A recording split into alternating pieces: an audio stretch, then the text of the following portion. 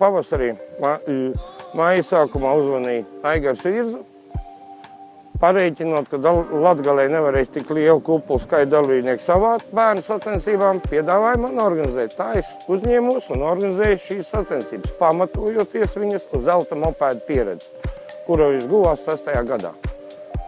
Jā, ja mēs atceramies padomu laiks, tad tas patiešām bija milzīgs pasākums, kur pār pa 1000 bērniem, pat pie 2–3 tūkstoši dalībnieki pa visu Latviju piesaistīja bērnus. Tādas slavenības mums ir kā Serģis izaudzis, Ulris Odiņš izaudzis mūsu no zelta mopēda, Normunds Dūčis ir nācis no zelta mopēda.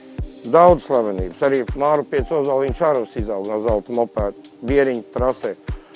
Un tad, izanalizējot, pieņēma lēmumu veidot šitādu seriālu, kas ir līdzīgs zelta mopēdam tikai ar mūsu laika tehniku un neiekļaut nevienu lielo klasi.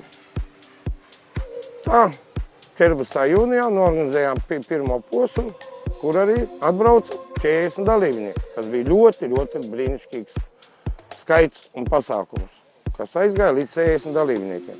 Tas ir līdzīgi zelta mopēds, mūsu laika zelta mopēds, kā mūsu laika tehnika. Šogad Mārupē notika interesants motoseriāls pirmo gadu mini motocross. Šīs sacensības speciāli bija uztaisītas tikai bērniem, tā lai dažāda līmeņa un prasmju sportisti varētu sacensties savā starpā. Bija izdomātas daudz dažādas klases tieši priekš tā, lai varētu iesaistīt pēc iespējas vairāk jauniešus, teiksim, šim sporta veidam motocrossam. Priekšrocību tieši šim formātam ir ļoti daudz pašam sākumam sportistam, tāpēc, ka šīs trases ir tiešām vienkāršākas, tā, lai var sākotnēji iebraukties, saprast, kas tas ir par sporta veidu. Labi ir arī tas, kad viņas notika, teiksim, darba dienās, tieši pēcpusdienās, tā, lai varētu, teiksim, pēc iespējas vairāk sportisti piebraukt. Un attiecībā uz personīgām lietām mans dēls arī, protams, piedalījās mini motocrossā.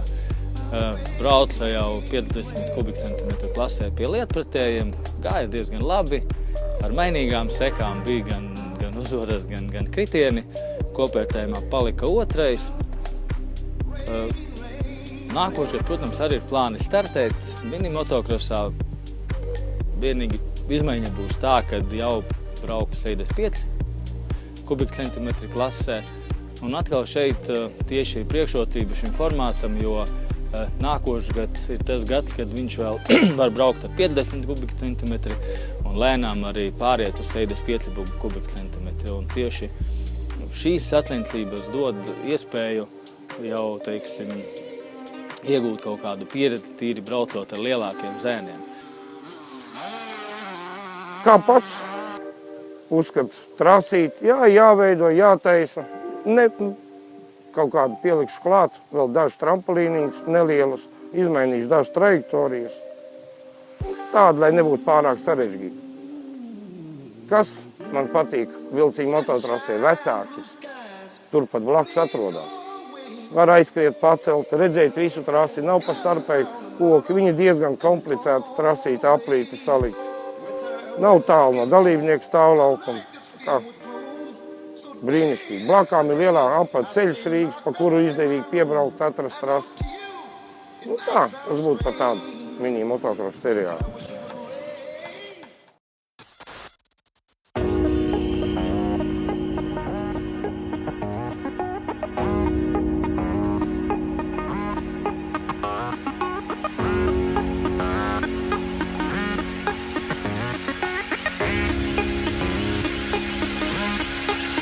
We've come a long, long way together, through the hard times and the good.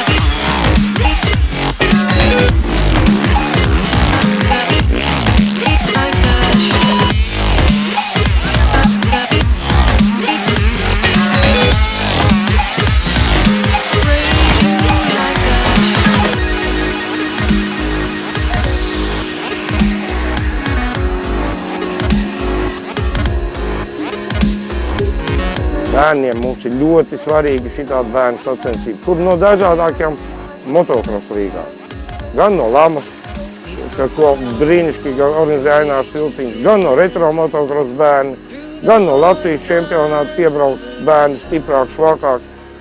Un tas tikai rada mums apakšā tādu slāni, kas nākotnē atkal 1, 2, 3 no katru gadu vecumiņa ir. Nu, ko vēl varētu pateikt?